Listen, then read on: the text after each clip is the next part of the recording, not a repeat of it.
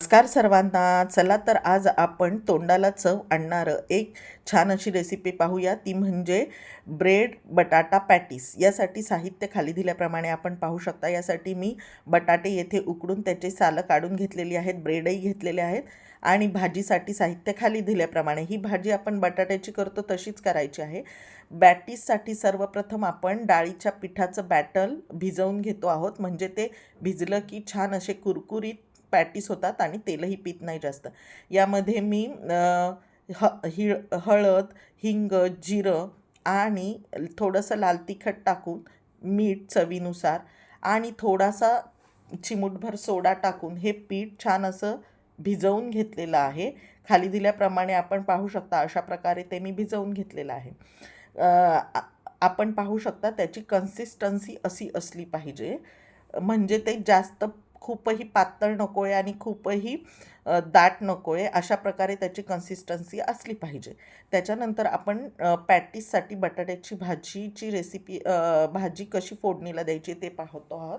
त्यासाठी मी सर्वप्रथम इथे तेल घेतलेलं आहे. त्यामध्ये कढीपत्ता आणि यामध्ये मी हिरवी मिरची, आलं, लसूण आणि जिऱ्याची पेस्ट टाकलेली आहे. थोडासा ओव्यानी पण चव खूप छान लागते.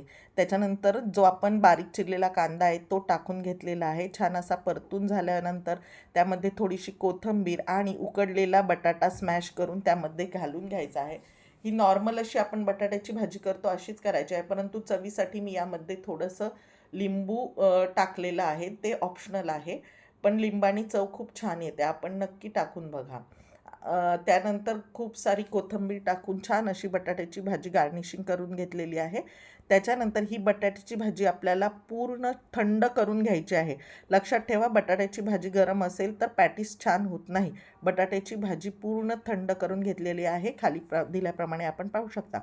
त्यानंतर आपण आता पॅटीस भरणार आहोत. त्यासाठी मी येथे ब्रेडला गार पाण्याचा हात लावून घेतलेला आहे. थोडंसं पाणी लावून घ्यायचं, कारण ते एकदमच कोरडे नसावेत, नाही तर मग तेल खूप पितं. अशा प्रकारे पाणी लावून घेतलेलं आहे. त्याच्यानंतर त्याच्यामध्ये मी सर्व बटाट्याची भाजी स्टफ केलेली आहे खाली आणि वरतून ब्रेड लावलेला आहे.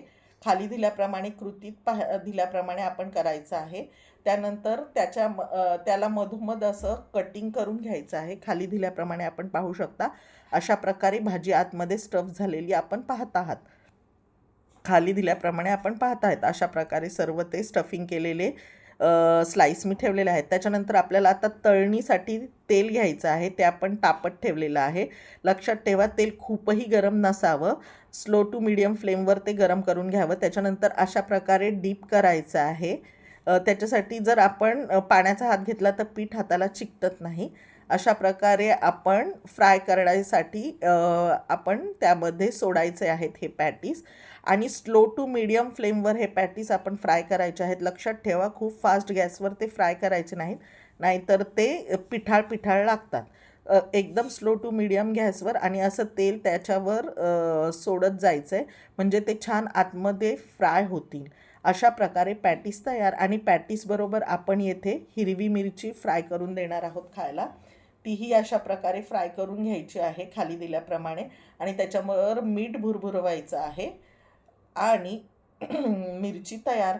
अशा प्रकारे हे पॅटीस झालेले आपण पाहतो आहोत. हे पॅटीस जास्त तेलकट होत नाहीत. त्याला पाण्याचा हात लावायचा, नाही तर मग ते खूप तेल खेचतं. अशा प्रकारे आपण पाहू शकता ते किती खुसखुशीत झालेले आहेत आणि तेलही म्हणजे अजिबातच नाही आहे. खूप कमी तेल जातं याला. हाताला पण जास्त तेल लागलेलं नाही, आपण पाहतो आहोत. आणि आपण आता कट करून बघतो आहोत की ते कसं आतमधून छान असं फ्राय झालेलं आहे. आपण पाहत आहात की छान असं फ्राय झालेलं आहे आतमधून पण. अशा प्रकारे पॅटीस तयार.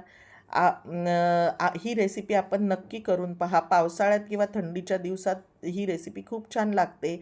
आणि माझा व्हिडिओ आवडला तर लाईक अँड सबस्क्राईब. थँक्यू.